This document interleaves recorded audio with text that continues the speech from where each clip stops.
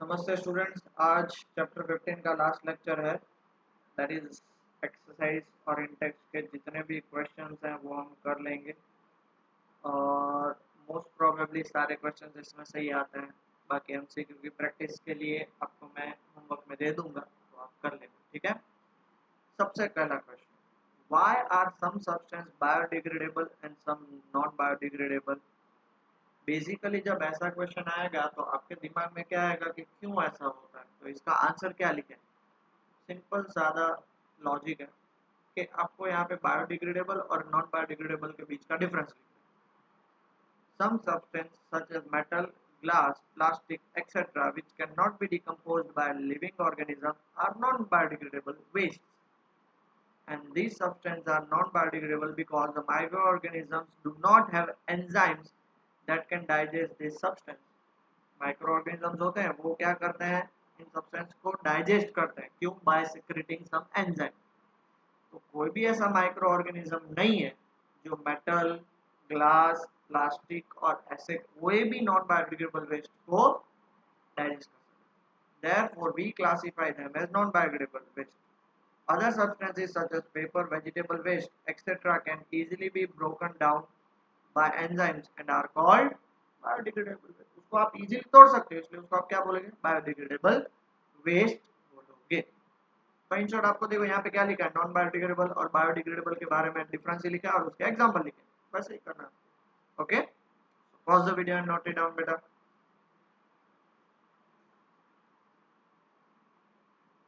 Okay, next question, give any two ways in which biodegradable substance would affect the environment. समझ रहे हो? तो यहाँ पे क्या आएगा, इफेक्ट्स ऑफ बायोडिग्रेडेबल, याद करो। तो बायोडिग्रेडेबल सब्सटेंसेस हमें ऐसा लगता है कि उसको डाइजेस्ट कर लेंगे माइक्रो ऑर्गेनिजम्स, तो उससे क्या वो एनवायरनमेंट को अफेक्ट नहीं करते? नो, इट्स नॉट, वो अफेक्ट करते हैं। The biodegradable substance such as tree leaves, plant parts and kitchen waste can be used as humus after composting. This will enhance the soil fertility. Okay, affect the environment मतलब ये नहीं होता है उसको negative तरीके से अफेक्ट होना चाहिए, उसको कैसे हेल्प कर सकते हैं उस ये भी बात हो सकती है।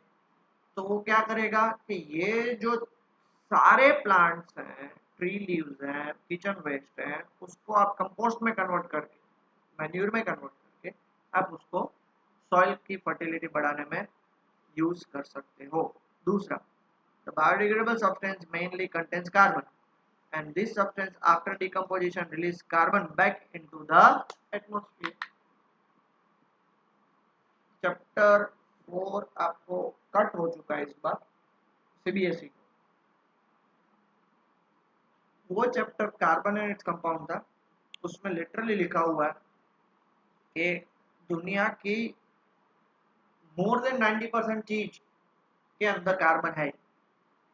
वो चाहे बायोडिग्रेडेबल हो या नॉन बायोडिग्रेडेबल, उसमें कार्बन है और है। तो यहीं पे वो बात चल रही है कि भाई वो क्या करेगा, रिलीज करेगा कार्बन, क्योंकि वापस वो जिससे बना है उसमें ही मिक्स हो जाएगा ना, जिसमें बना है उसी में ही मिक्स हो जाएगा, तो वो कार्बन वापस कार्बन में कन्वर्ट उसको कर देगा। ठीक है बेटा? Okay, next question, give any two ways in which non biodegradable substance would affect the environment. तो सबसे पहला, they contaminate soil and water resources as they can not be decompose by micro organism. पानी में डाल दो, soil में डाल दो, वो डिकम्पोज होंगे ही नहीं, ऐसे ही पड़े रहेंगे, तो उसके कारण आसपास का जो सॉइल है वो क्या होगा, खराब हो जाएगा। दूसरा, this substances when accidentally eaten by stray animals can harm them and can even cause their death. मैंने एक फोटो डाला था जिसमें ये नॉन बायोडिग्रेडेबल सब्सटेंस वो बर्ड खा लेता है, वो फिर मर जाता है, तो उसके बॉडी के अंदर सारे वही की वही चीजें होती है। क्यों? उसे वो पता नहीं होता, वो खा लेता है, उन्हें आइडिया ही नहीं होता कि ये, हमें पता है ये बायोडिग्रेडेबल है और नॉन बायोडिग्रेडेबल है, उन्हें थोड़ी पता है, वो तो खा लेंगे, तो उसके कारण उनकी डेथ हो जाती है। ठीक है बेटा, लिख लिया सब लोगों ने? Next question 4, what are trophic levels, give an example of food chain and state the different trophic levels in it. तो सबसे पहले ट्रॉफिक लेवल बताना है, उसके बाद फूड चेन का एग्जांपल देना है और उस फूड चेन में कौन से ट्रॉफिक लेवल है वो बताना A trophic level is the level of species in an ecosystem on the basis of the source of nutrition as producer, primary consumer and secondary consumer. ठीक है बेटा? क्या होता है trophic level? It is the level of species in an ecosystem. किसके base पे? Nutrition के base पे. पहला producer, primary consumer, secondary consumer, tertiary consumer etcetera. The producers form the first trophic level as they manufacture food. The primary consumer from the second trophic level, the secondary consumer from the third, and the tertiary consumer from the fourth trophic level. Trophic level बना देते हैं. Diagram बनाना जरूरी है, बहुत ही important diagram है. इसको pyramid बोलते हैं, ट्रॉफिक लेवल पिरामिड भी बोलते हैं इसे. ट्रॉफिक लेवल ट्रायंगल भी बोलते हैं. ठीक है. तो अब हमें इसका दूसरा part that is food chain और उसमें बताना है. तो फूड चेन क्या होता है? वेरियस ट्रॉफिक लेवल्स आर, देखो ये फूड चेन है, are connected through food chain. तो देखो सबसे पहले phytoplanktons primary producer, zooplanktons primary consumer, small fish secondary, large fish tertiary and well quaternary. अगर आप इसके ये देखो ये एक्वाटिक फूड चेन है. आप एक्वाटिक फूड चेन की जगह पे टेरेस्ट्रियल फूड चेन भी बनाओगे तो कोई गलत नहीं है. Okay, for example, in an aquatic food chain, phytoplanktons are producers, zooplanktons are the primary consumers, small fish is the secondary consumer, and so on. ऐसे बढ़ता ही जाएगा. और हमें ये भी पता है कि ज़्यादा से ज़्यादा 4 या 5 लेवल ही होते हैं, उससे ज़्यादा नहीं होते. एनर्जी तो 10% लॉ वाला केस. ठीक है बेटा, लिख लिया सबने? डायग्राम नहीं बनाना, सिर्फ याद रखना, नाम से लिखने आपको. Okay next. What is the role of decomposer? Most IMP question. 2 marks या 3 मार्क्स में सबसे ज्यादा पूछा जाने वाला क्वेश्चन.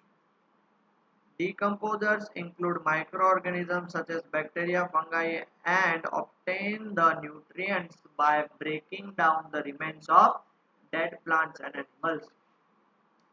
बैक्टीरिया और फंगाई क्या करेंगे? उसे तोड़ते जाएंगे. किसको? प्लांट्स और एनिमल्स, डेड जो होंगे उसे. क्यों तोड़ेंगे? तोड़ते जाएंगे ताकि, मतलब वो कॉम्प्लेक्स, हमारी बॉडी, किसी प्लांट की बॉडी, किसी एनिमल की बॉडी कॉम्प्लेक्स सब्सटेंस से बनी होती है. तो ये माइक्रो ऑर्गेनिज्म जो है डिकम्पोजर्स, उसे वो सिंपल सब्सटेंस में तोड़ के वापस सॉइल में मिक्स कर देंगे. They help in the breakdown of organic matter or biomass from the body of dead plant and animals into simple inorganic raw materials such as CO2, H2O and some nutrients. जैसे मैंने बताया, complex organisms को simple inorganic raw materials like carbon dioxide, water और nutrients में तोड़ देंगे. उनका काम यही होता है. अब इसमें एडवांस में ये भी आ सकता है कि वो कैसे हेल्प करते हैं. तो they make space for new organism, क्योंकि जो मर जाएंगे उसको वो डिकम्पोज कर देंगे. इसके कारण dead organisms get replaced. और तीसरा आप लिख सकते हो, they help in increasing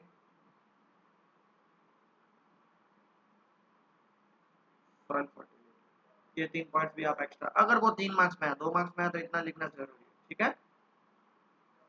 लिख लिया बेटा सब लोगों ने? Next question. Question 6. What is ozone and how does it affect an ecosystem? Ozone is a colorless gas that acts as a screen for ultraviolet radiation. Screen मतलब जो सन से आने वाली अल्ट्रावायलेट रेडिएशन से, उससे हमें बचाता है. कौन? ओजोन. और वो क्या है? कलरलेस गैस है. It is continuously formed at the higher level of the atmosphere due to the action of UV rays on molecular oxygen. Higher level मतलब ऊपर जो है वो कंटिन्यूअसली उस पे यूवी गिरता है ऑक्सीजन पे. तो देखो ऑक्सीजन ऑक्सीजन टूट जाता है O+O में. ये ऐसा लिखना है O2. इसको हम नेसेंट ऑक्सीजन बोलते हैं. नेसेंट मतलब अकेला ऑक्सीजन. बट आपको पता है जो फ्री ऑक्सीजन है of an atom combined with oxygen molecule to form ozone, क्योंकि वो जो फ्री ऑक्सीजन है वो इतना रिएक्टिव होता है कि बाजू में जो भी और ऑक्सीजन मिला तो उसके साथ वो मिलके क्या बना देगा? O3 बना देगा. तो यहाँ पे बहुत सारे बच्चों को ऐसा आता है कि सर ये जो O है वो वापस इस O के साथ रिएक्ट नहीं करता क्योंकि यूवी रेडिएशन तो ऊपर पड़ी है, वापस वो कंबाइन कर देगा तो वापस O+O में टूट जाएगा। तो वो बार बार बन के उसमें टूटने से बेटर है वो क्या करेगा, किसी और ऑक्सीजन के साथ कंबाइन होके वो क्या बना देगा, ओजोन लेयर बना देगा। ओके, तो ये था ओजोन के बारे में। अब उसका second part, how does it affect an ecosystem. तो पहले बेटा इतना लिख लीजिए, फिर how does it effect ecosystem में वो पार्ट ये है। This ozone depletion causes a greater amount of ultraviolet radiation to enter the Earth's atmosphere. अगर ओजोन लेयर डिप्लीट हो गई तो यूवी रेडिएशन अर्थ पे आएंगी। This has an indirect effect on ecosystem. Ecosystem में आपको पता है बायोलॉजिकल और non biological, biotic and biotic both components आते हैं। It results in the death of many phytoplankton thereby affecting the process of photosynthesis. Plants utilize atmosphere carbon dioxide to make their food. Fight आपको पता है सबसे ज्यादा carbon dioxide कौन लेता है? हम इतना कार्बन डाइऑक्साइड सीक्रेट करते हैं फाइटोप्लैंक्टन जो एक्वेटिक ऑर्गेनिज्म है ना वो लेते हैं। टेरेस्ट्रियल ऑर्गेनिज्म, टेरेस्ट्रियल प्लांट से ज्यादा भी एक्वेटिक प्लांट्स कार्बन डाइऑक्साइड बहुत लेते हैं और यूवी रेडिएशन सबसे पहले उसे ही मार देते हैं, तो कार्बन डाइऑक्साइड पड़ा ही रहेगा। Now in the absence of plants the level of CO2 in the atmosphere will increase, which would in turn lead to an increase in global warming.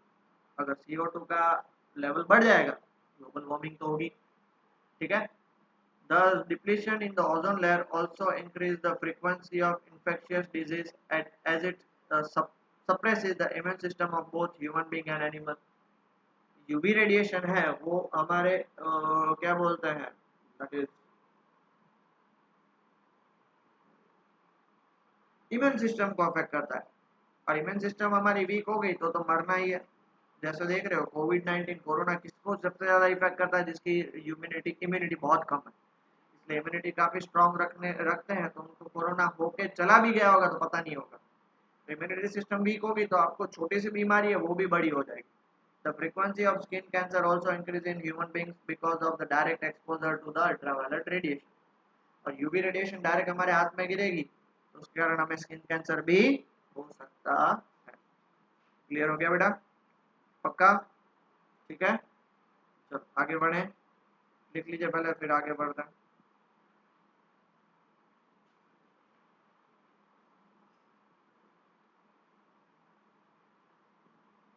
Next question 7, how can you help in reducing the problem of waste disposal, give any two methods. ठीक है, कोई भी दो methods हमें बताने। Okay, तो बेटा इसका आंसर क्या आएगा? The problem of waste disposal can be solved by proper waste management including the collection, transport, processing and disposal of the waste material. देखो ड्यू टू स्वच्छ भारत अभियान उसके कारण अभी घर घर पे पहले आता था, अभी कम हो गया फ्रीक्वेंसी ड्यू टू कोरोना, वरना कलेक्ट करने आते थे, उसको ट्रांसपोर्ट करके ऐसी जगह पे लेके जाते थे जहाँ पे उसका प्रोसेसिंग होता था और उसके बाद उसको डिस्पोज कर देते थे। तो ये जो वेस्ट मैनेजमेंट का प्रोसेस है, वेस्ट मैनेजमेंट का प्रोसेस, उसको सबसे पहले आप कैसे उसको रिड्यूस कर सकते हो उसका प्रॉब्लम। तो सबसे पहला point, different garbage bins for disposing biodegradable waste and non biodegradable waste. तो मैंने आपको डायग्राम बताया था, पता है ना, हर एक अलग अलग कलर होता है, कौन सा वेस्ट किस में डालना है, कौन सा वेस्ट किस में। दूसरा, reduce the usage of non biodegradable products such as plastic, बने तब तक प्लास्टिक का यूज कम करो, ये सबसे बेस्ट ऑप्शन है हमारे पास। ओके बेटा, तो ये आंसर है, जल्दी से लिख लीजिए फिर आगे बढ़ते हैं। ओके, अब एक्सरसाइज स्टार्ट करते हैं। Which of the following groups contain only biodegradable items, grass, flowers, leather, grass, woods, plastic, fruit peels, cake and lime juice, cake, wood and grass। देखो ये प्लास्टिक और लेदर दोनों नहीं हो सकते। अब आप बोलो लेदर तो ह्यूमन सॉरी एनिमल स्किन से ही बनता है, बट ये बहुत सारे लेदर आर्टिफिशियल भी आते हैं, इसलिए ये दोनों नहीं होंगे, सी और डी दोनों होंगे। ठीक है, next, which of the following considered a food chain, grass, wheat, mango नहीं आएगा, ग्रास गॉट ह्यूमन। तीसरा, गॉट, काउ एंड एलिफेंट तो ये नहीं आएगा, ग्रास, फिश एंड गोट ये भी नहीं आएगा, तो बचा क्या बी। बस ऐसे ही क्वेश्चंस आएंगे फालतू। ठीक है, तो अच्छे से प्रिपेयर करो। ओके, लिख लिया बेटा सब लोगों ने? Okay, next question. Which of the following are environment friendly practice? Carrying cloth bag to put purchase in while shopping? Yes, it is environment friendly. Switching off unnecessary lights and fans? Yes, it is environment friendly. Walking to school instead of getting your mother to drop you on or her scooter? ये हाँ, जिसका घर दूर है 4-5 kilometre वो अलग चीज है, बट पहले के जमाने में तो वो भी पैदल जाया करते थे फ्रेंड्स के साथ इकट्ठा होके. सो ये सारे all of the above are environmental friendly practices. बेटा आप लोगों को बहुत इतना सब कुछ क्या बोलते हैं फैसिलिटीज मिल रही है जिसके कारण आप लोगों को कोई वैल्यू ही नहीं है पढ़ाई की. क्या बोल सकते हैं, अभी कुछ नहीं बोल सकते. Let's not waste the time, आगे बढ़ते हैं. What will happen if we kill all the organisms in one tropic level? Most IMP question, 3 marks का.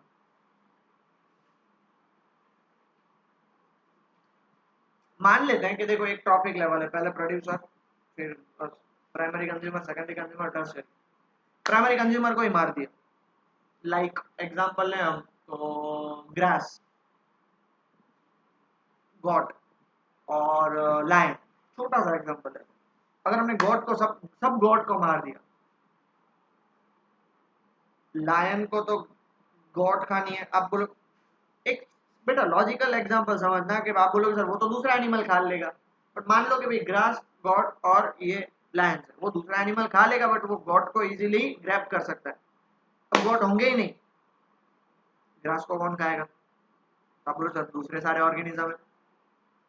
बट हम गॉट और उसकी बात करें तो पर्टिकुलर एक लेवल पे कोई भी ऑर्गेनिज्म खत्म हो जाता है तो उसके नीचे वाली जो चीज है वो बढ़ती जाती है और ऊपर वाली चीज है वो कम होती जाती है. फिर लायन क्या करेगा? बेचारा भूखा मर जाएगा, डाइटिंग पे आ जाएगा और उसे मर जाना पड़ेगा. तो these are the things to remember. बहुत सारी चीजें हैं समझने के लिए. एक और एग्जांपल लेते हैं, ग्रास, गॉट और लायन का. लायन को मार खत्म कर दो, लायन है ही नहीं जैसा अभी हो रहा है. गॉड्स बच जाएंगी, ग्रास भी बच जाएंगे. गॉड्स जो होंगी, गॉड गॉड, लायंस उसको खाएगा ही नहीं तो गॉड बढ़ती जाएंगी. जितनी ज्यादा गॉड्स बढ़ती जाएंगी उतने ज्यादा वो ग्रास खाते जाएंगे. तो एक टाइम ऐसा आएगा कि सब गॉड्स के पास ग्रास खाने के लिए कम होंगे. बहुत सारे ग्रास, कम गॉड्स, तो सब गॉड्स इजीली ग्रास खा सकते हैं. बट बहुत सारे ग्रास और बहुत सारे गॉड्स, फिर वो कंपटीशन होगा. मैं कहूंगा मैं वो करते रहेंगे, दोस्तों वही करते हैं. तो ये प्रॉब्लम है. Various trophic levels are connected through the food chain. If all organisms of one trophic level are killed, then it will disrupt the entire food chain. For example, if in a food chain, if all the plants are killed, then all the deer will die due to lack of food. If all the deer are dead, then soon tiger will also die. Due to the death of these animals, the decomposers population will rise in that area. समझ रहे हो ना? क्योंकि जितने लोग मरते जाएंगे decomposer का तो खाना पड़ रहा है, उनके घर में तो पार्टियां चलती रहेंगी. This is it. This is just an example of food chain. However, in nature, food chains are not isolated. They are interconnected in the form of food web. Therefore, killing of all the plants of an area will not only affect the deer, it will also affect all the other herbivores such as goat, cattle and sheep. क्योंकि देखो हाँ, ये तो हमने एक food chain की बात करी, बट फूड वेब तो बहुत सारे फूड चेन्स को कनेक्टेड है. मतलब गॉड के ऊपर लायन भी डिपेंडेंट है, टाइगर भी डिपेंडेंट है, बहुत सारे और ऑर्गेनिज्म भी डिपेंडेंट है. तो गॉड चली जाएगी तो बहुत सारे वो क्या हो जाएंगे? डाइटिंग पे आ जाएंगे. ठीक है. सो किसी एक ऑर्गेनिज्म को मरने से बाकी बहुत सारे ट्रॉफिक लेवल को अफेक्ट होगा. ओके बेटा, आगे बढ़ते हैं. Will the impact of removing all the organism in a traffic level be different for different trophic level? जैसे हमने अभी देखा, तो हर एक लेवल को निकालेंगे तो सबके लिए जो इफेक्ट होगा, इम्पैक्ट होगा, वो अलग होगा. Can the organism of an any trophic level be removed without causing any damage to the ecosystem? क्या कोई भी एक पर्टिकुलर ऑर्गेनिज्म को निकाल लें विदाउट डिपेंडिंग द इकोसिस्टम? देख लेते हैं. Organisms of all trophic level are equally important and are an integral part of the ecosystem. चाहे वो छोटे से छोटा ऑर्गेनिज्म हो या बड़े से बड़ा एलिफेंट जितना ऑर्गेनिज्म हो, सब एनवायरनमेंट में इम्पोर्टेंट है. Ecosystem important. सबका रूल, सबका रोल रोल रोल जो होता है वो अलग अलग है. हमें नहीं पता बट उनका रोल एनवायरनमेंट में होता है. If all the producers are removed then it will affect all the herbivores as it is their primary food source. Death of herbivores will soon affect the primary carnivorous and so on. मतलब यह सबको impact लगेगा ही. वैसा नहीं है कि particular एक को लगेगा, सब ट्रॉफिक लेवल को इम्पैक्ट लगेगा. शायद सेम टाइप का भी लग सकता है. Now let us suppose that all deer are killed in a region. This can lead to an increase in the number of producers. At the same time, there will be an increase in the number of other herbivores such as rabbits, goats, sheep, etc. due to the less competition. This will also lead to the increase in population of only consumer of this increased herbivore. Thus, the balance in the ecosystem gets disturbed if any one of its component organisms are removed. समझ में आया ना बेटा, dear को remove कर दिया तो plants बढ़ जाएंगे तो दूसरे जो हर्बीवोरस है उनको उनके घर पे तो पार्टियां होंगी ना डेली, वो तो खा पी के मस्त हेल्दी हो जाएंगे। तो जो दूसरे ऑर्गेनिजम्स को खाएंगे जैसे रैबिट को और उन सबको खाने वाले दूसरे कार्निवोरस बढ़ जाएंगे, तो पूरा इकोसिस्टम क्या हो जाएगा, इम्बैलेंस हो जाएगा। So this is not the way कि भाई एक ऑर्गेनिज्म पर्टिकुलर को निकाल लो विदाउट अफेक्टिंग द इकोसिस्टम, वो पॉसिबल नहीं। What is biological magnification? Will the level of this magnification be different at different levels of the ecosystem? मैंने बता दिया था, मैं शॉर्ट में बता देता हूँ। बायोमैग्निफिकेशन मतलब क्या, कंसंट्रेशन ऑफ पॉल्यूटेंट्स और harmful chemicals within each step of the food chain. The level of biomagnification will be different at different trophic level. ये भी देख लिया था, प्राइमरी कंज्यूमर में कम, सेकेंडरी कंज्यूमर में ज्यादा, टर्शियरी कंज्यूमर में सबसे ज्यादा। यहाँ पे उसका एग्जांपल भी दिया हुआ है, तो आप पढ़ लेना, मैं उसको पॉज करके लिख लेना, मैं आपको डिटेल में मैंने आपको ऑलरेडी समझा दिया। Next question, what are the problem caused by non biodegradable waste that we generated. सबसे पहला, since non biodegradable substance can not be broken down, they get accumulated and thus contaminate the soil and the water resources. Simple सी बात है, उसको आप decompose नहीं कर सकते, वो टूट नहीं सकता, तो वो इकट्ठा होते ही जाएंगे और एक टाइम आएगा वो कि सॉइल और पानी को बहुत ही डैमेज करेगा। दूसरा, this substances when accidentally eaten by some stray animals can harm them, ये भी हमने देख लिया। तीसरा, this substance occupy more space in the landfills and requires special disposable technique, क्योंकि उसको आप डिस्पोज नहीं कर सकते, इसलिए आपको लैंडफिल्स करना पड़ेगा। लैंडफिल्स करने, देखो लैंडफिल एक ऑप्शन है but that is not a perfect option, क्योंकि लैंडफिल होती जाएंगी तो उससे क्या, उससे आपको राइज होता जाएगा। फिर ऐसा नहीं है कि सब जगह पे आप लैंडफिल कर सको, बहुत सारी जगह पे तो वो बास भी मारेगा, बदबू भी मारेगा, ठीक है। And last, this material can accumulate in the environment and call also enter the food. कभी कभी ये सारे एनवायरनमेंट में चले जाएंगे, जैसे देखो एनिमल, कोई एनिमल इसको खाता है, उस एनिमल को कोई दूसरा एनिमल खाएगा तो वो एक फूड चेन में चला गया। These are all the problems. Okay, लिख लिया बेटा सब लोगों ने? Okay, if all the waste we generate are biodegradable, will this have an effect on the environment? अगर हमने सारे बायोडिग्रेडेबल वेस्ट को जनरेट किया, नॉन बायोडिग्रेडेबल को जनरेट ही नहीं किया, तो क्या इम्पैक्ट होगा? तो generation of only biodegradable waste will have a positive impact on the environment. There will be not any pollution caused by the non-biodegradable waste. देखो impact बोला है तो positive impact होगा। The problem associated with waste management and disposal will also not occur, क्योंकि उसको dispose कहाँ करें non biodegradable को, वो भी एक सबसे बड़ा problem है, तो वो निकल जाएगा। The population of decomposers will increase to break down the extra biodegradable waste generated. देखो बायोडिग्रेडेबल वेस्ट बढ़ते जाएंगे तो डिकम्पोजर भी बढ़ेंगे, उसको तोड़ते जाएंगे तोड़ते जाएंगे तोड़ते, ठीक है। सो उसमें कोई टेंशन लेने वाली बात नहीं। ओके, लिख लिया बेटा सब लोगों ने? ठीक, आगे बढ़ते हैं। Last and final question, why is the damage to ozone layer cause for concern and what steps are being taken to limit this damage. तो ozone depletion occurs widely in the stratosphere, however it is more prominent over the Antarctic region and is known as the ozone hole.